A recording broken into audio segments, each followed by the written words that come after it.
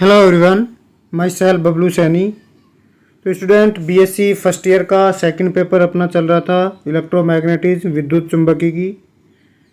इसका जो next lecturer है वो व्युत्क्रम वर्ग नियम से गॉस के नियम की व्युत्पत्ति पर है। तो अपना आज का टॉपिक रहेगा derivation of Gauss law from inverse square law. इसको अपन पढ़ने से पहले अपने को दो चीज़ें पता होनी चाहिए। पहले व्युत्क्रम वर्ग नियम क्या होता है, व्युत्क्रम वर्ग नियम के बाद में गॉस का नियम पता होना चाहिए। तो व्युत्क्रम वर्ग नियम उसको बोलते हैं जिसका मान दूरी के वर्ग के व्युत्क्रमानुपाती होता है। जैसे आपके पास विद्युत क्षेत्र की तीव्रता होती है E बराबर के क्यू अपॉन में आर स्क्वायर। तो जो इसे ये मान है वो किस पे डिपेंड कर रहा है, इससे आर स्क्वायर के व्युत्क्रमानुपाती है। तो इसको अपन व्युत्क्रम वर्ग नियम बोलेंगे। इससे आपको गॉस का नियम निकालना है। और गॉस का स्टेटमेंट क्या था कि किसी बंद पृष्ठ से निर्गत कुल विद्युत फ्लक्स उस बंद पृष्ठ द्वारा परिबद्ध कुल आवेश तथा 1/एप्सिलॉन के गुणा के बराबर होता है। ये अपन ने देखा था गाउस का नियम क्या होता है, Q अपॉन में एप्सिलॉन होता है। तो आपको इस व्युत्क्रम वर्ग नियम से फॉर्मूला डेराइव करना है। इसके लिए अपन मान के चलते हैं कि एक O बिंदु है, O बिंदु पर एक बिंदु आवेश Q स्थित है। ये Q आवेश एक बंद पृष्ठ S द्वारा परिबद्ध है। यहाँ पे O बिंदु है, इस पे कोई बिंदु आवेश ले लिया Q, जिसको अपन ने बाउंड कर दिया S पृष्ठ द्वारा। तो उस संपूर्ण क्षेत्रफल को संपूर्ण क्षेत्रफल को छोटे छोटे क्षेत्रफल अल्पांशों में क्या किया जा सकता है, विभाजित कर दिया। या आपके पास छोटे छोटे अल्पांशों में अपन क्या कर देंगे, विभाजित कर देंगे। जैसे आपके पास ये कोई क्षेत्रफल है ये S, इसको अपन छोटे छोटे अल्पांशों में क्या कर दिया, विभाजित कर दिया। ऐसा ही अपन एक अल्पांश लेके चल रहे हैं। एक अल्पांश जो P बिंदु पे स्थित है, ये आपके पास एक अल्पांश है P बिंदु पर, ये वाला। और इस P बिंदु पर जो अल्पांश है उसका क्षेत्रफल अपन मान लेते हैं ds है। और ds चूँकि अल्पांश क्षेत्रफल है तो उसका सदिश क्षेत्रफल उसके लंबवत डायरेक्शन में होगा, तो इस डायरेक्शन में अपन ने ds वेक्टर मान लिया। और जो OP है, OP की डायरेक्शन में विद्युत क्षेत्र मान लिया E वेक्टर, जो कि R वेक्टर की भी दिशा होगी। तो ऐसा ही इससे थ्योरी में लिखा हुआ है। माना किसी बिंदु O पर स्थित बिंदु आवेश प्लस Q किसी काल्पनिक बंद पृष्ठ द्वारा परिबद्ध है, जो अपन मान के चल रहे हैं। उस संपूर्ण पृष्ठ S को क्षेत्रफल अल्पांशों में क्या कर दिया, विभाजित कर दिया। उनमें से कोई एक क्षेत्रफल अल्पांश P बिंदु पर स्थित है, उसका क्षेत्रफल अपन ने ds वेक्टर मान लिया। अतः बिंदु आवेश Q से स्मॉल r दूरी पर स्थित अल्पांश पर विद्युत क्षेत्र की तीव्रता बिंदु आवेश के कारण स्मॉल r दूरी, P बिंदु है स्मॉल r दूरी पे, उस पे विद्युत क्षेत्र की तीव्रता कितनी हो जाएगी, अपन जानते हैं कि Q अपॉन आर स्क्वायर। समीकरण नंबर 1 आपके पास आएगी। क्योंकि इसकी डायरेक्शन OP डायरेक्शन में, OP डायरेक्शन में एकांक सदिश अपन ने r कैप माना है, तो इक्वेशन नंबर 1 आ गई। इस Q आवेश के कारण P बिंदु पर जो अल्पांश है उस पर विद्युत क्षेत्र की तीव्रता आ गई। क्षेत्रफल अल्पांश ds से निर्गत विद्युत फल, जो एक अल्पांश अपन ने कंसीडर किया था जो P बिंदु पर है, उससे निर्गत फ्लक्स कितना होगा, विद्युत फ्लक्स अपन पढ़ के आए हैं कि E vector dot ds vector होता है। तो समीकरण नंबर 2 आ जाएगी, जिसको अपन ने d फाई से नोट कर दिया। इस अल्पांश से जो आउट गोइंग फ्लक्स है उसको अपन d फाई से नोट कर देंगे। इसके बाद में अपन क्या करेंगे, ये इक्वेशन नंबर 1 को समीकरण नंबर 2 में पुट कर देंगे। तो इक्वेशन 1 को 2 में रखोगे तो आपके पास ये वाली इक्वेशन आएगी कि Q अपॉन आर स्क्वायर। आपको इसका मान रखने के बाद r cap dot ds vector, क्योंकि r cap dot ds vector है, दो सदिशों का अदिश गुणनफल हो रहा है। दो सदिशों का अदिश गुणनफल आप लोग जानते हो, पहले का परिमाण दूसरे का परिमाण इंटू में कोस थीटा, क्योंकि दोनों के बीच का एंगल अपन कितना माने हैं, दोनों के बीच का एंगल थीटा है। तो आपके पास ये आ जाएगा। तो r कैप डॉट, क्योंकि r कैप एकांक सदिश है, इसका मान आपके पास कितना हो जाएगा, 1 हो गया। इसका मान 1 हो गया तो क्या बच गया, r कैप डॉट ds बराबर ds कोस थीटा। तो इस अल्पांश से जो अपन P बिंदु पे मान रहे थे उससे निर्गत फ्लक्स आपके पास ये वाला आ गया के Q R square D S cos theta.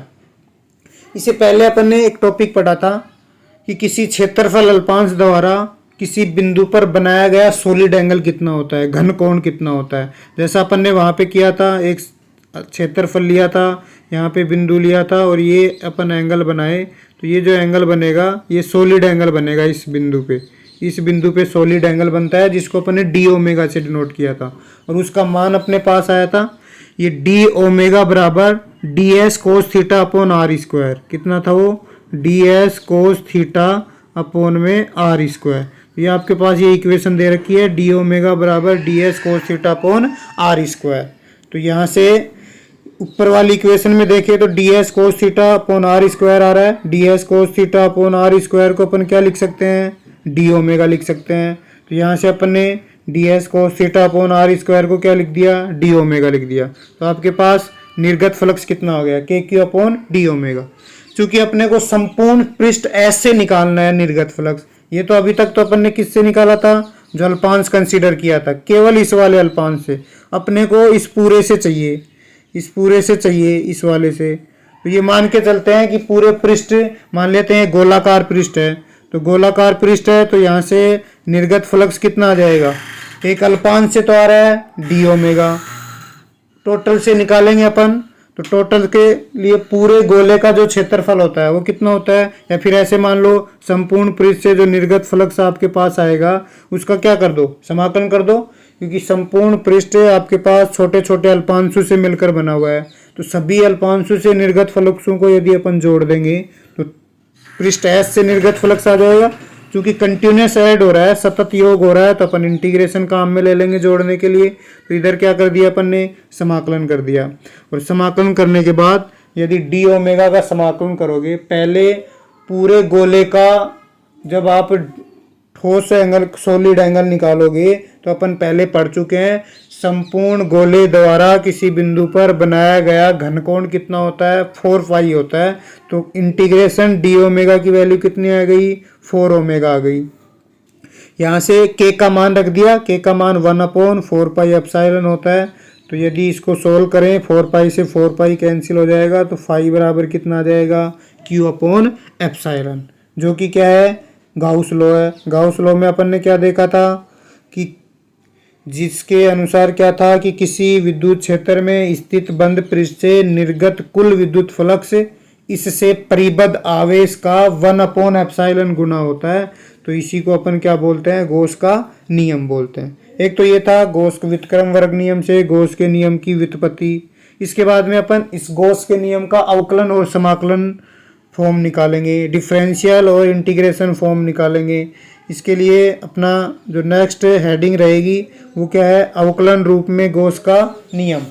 तो इसको निकालने के लिए क्या करेंगे? अभी अपन पढ़ के आए हैं ऊपर कि पृष्ठ एस, जो पृष्ठ एस था उससे निर्गत कुल विद्युत फ्लक्स कितना था? ये वाला ई डॉट डी एस। ये तो क्या था? अल्पांश से। समाकलन कर देंगे तो कुल आ जाएगा। और गॉस का नियम भी अभी अपन पढ़ा है, फाई बराबर क्यू अपॉन एप्सिलॉन। चूंकि इक्वेशन 1 और 2 का वन साइड बराबर है तो दूसरी साइड भी क्या हो जाएगी? इक्वल हो जाएगी। दोनों को क्या कर दिया? इक्वल कर दिया। यहाँ से आपके पास integration E vector dot D S बराबर क्या आ गया? Q upon epsilon. चूंकि इंटीग्रेशन फॉर्म निकालनी है, समाकलन फॉर्म।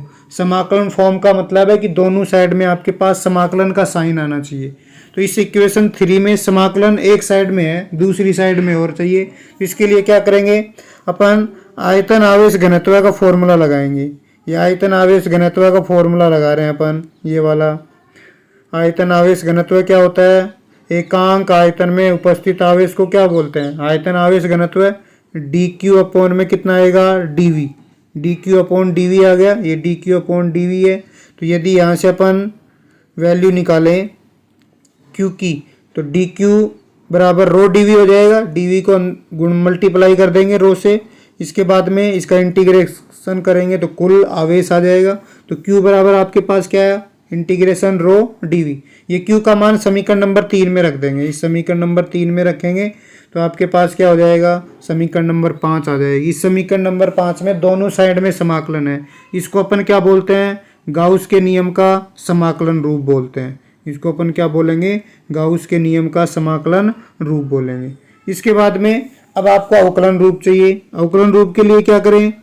अवकलन रूप का मतलब है उसमें अवकलन आना चाहिए। अवकलन का मतलब जो एक बार x के सापेक्ष हो या y के सापेक्ष हो या z के सापेक्ष, इस टाइप की आपके पास वैल्यू आनी चाहिए x के सापेक्ष हो या y के सापेक्ष हो। तो ऐसी वैल्यू निकालने के लिए क्या करें, क्योंकि अपने को पता है जो अवकलन समकारक अपन ने पढ़ा था डेल, उसकी वैल्यू क्या होती है, iota del by del x j del by del y plus का k cap del by del z. तो इसमें अवकलन है, इसका मतलब यदि आपके पास डेल आ जाए तो वो अवकलन रूप हो जाएगा। तो इसके लिए क्या करें अपन, ये आपको दे रखा है, यहाँ से यदि वैल्यू निकालना चाहें अपन,